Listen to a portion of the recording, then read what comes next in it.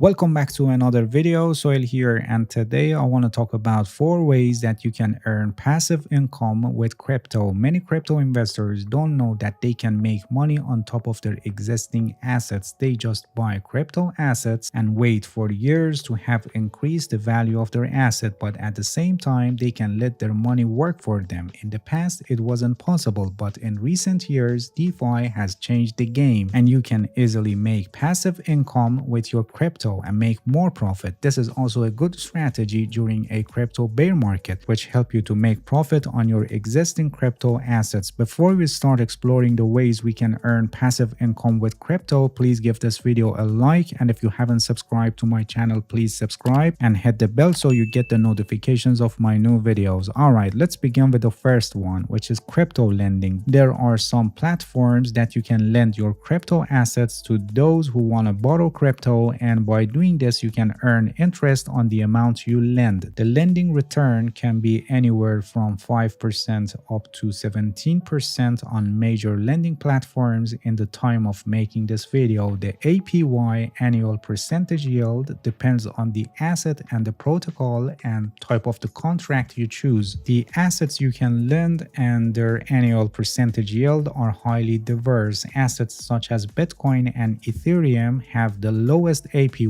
because they are more stable, and other altcoins have higher yields because they are more volatile. The most popular crypto lending platforms are Celsius Network and Nexo, among some others. One problem with lending is that you cannot touch your asset until the lockup period ends. For example, if the market suddenly crashes and you decide to sell your asset to prevent more losses, you cannot because your asset is locked. Or for example, if the asset network faced a problem and it's losing its value and you want to sell, you can't even switch it to another asset during the lockup period. So you may find an asset with an attractive return, but in the lockup period the price of the asset may decline sharply, so not only wipe all the returns but also a greater loss in the value of your asset due to its lower price. Crypto lending is also a perfect option for those investors who don't like crypto volatility but are attracted to higher annual percentage yields in compared to the interest rates offered by banks. So for example, they can exchange their dollars to USD stable coins and enjoy higher rates. The next way of earning passive income with crypto is yield farming. Yield farming is a kind of decentralized version of lending, such as Aave, which is a decentralized lending protocol that lets users to lend or borrow cryptocurrency without going to a centralized intermediary. The concept of yield farming also applies to decentralized exchanges like PancakeSwap or Uniswap, where you can provide liquidity to the decentralized exchange and earn yields. In yield farming, you anonymously and with your non-custodial wallet provide liquidity to a decentralized exchange. These two factors, being anonymous and investing through non-custodial wallet, which are actually the base of DeFi, decentralized finance, are the reason of popularity and attracting many crypto investors. For example, if you want to provide liquidity or lend your crypto on Binance, which is a centralized exchange, you must go through multi-tier registration and KYC, and you must give the control of your asset to Binance, meaning you deposit your crypto from your wallet to Binance wallets. So you will not have full control over your assets. You can request to withdraw, but you can't process it. You can lend, but only limited selection of assets based on their policy, and many other restrictions when it comes to centralized exchanges. But please pay attention that this doesn't mean that because decentralized exchanges give you full control over your assets and manage and interact through smart contracts, so there is no risk. This is not true. DeFi also comes with potential risk of exploits,